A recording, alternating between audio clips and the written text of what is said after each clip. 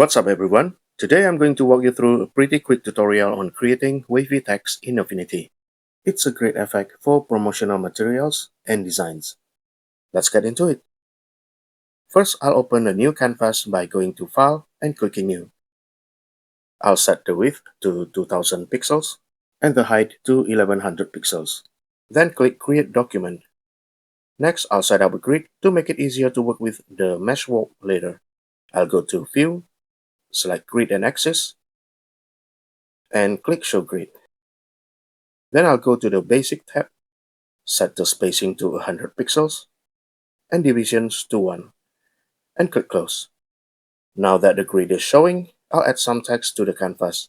I'll grab the Artistic Text tool and type Vibe. I'll change the font. Feel free to use any font you like. And set the text alignment to center.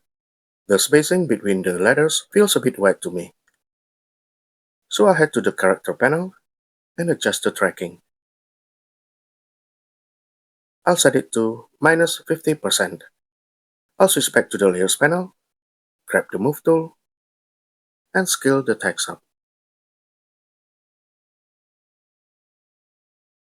Now it's time to apply the wavy effect.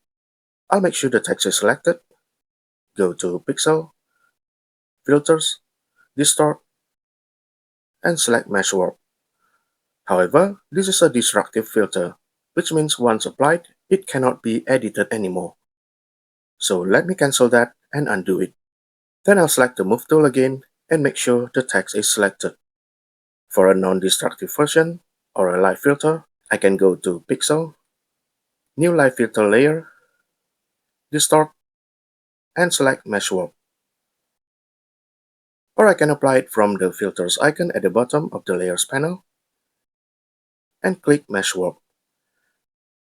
Now I'm going to add a line in every 100 pixels using the grid as a guide. Let me zoom in to make it easier.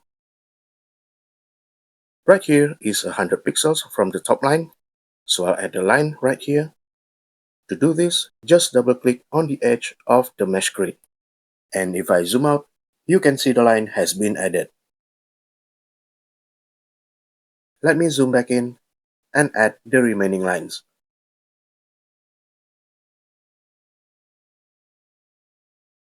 Once that's done, I'm going to select and move every even numbered line. I'll select the second line and drag it slightly to the right, like this. Then I'll do the same for the 4th, 6th, 8th, and 10th lines.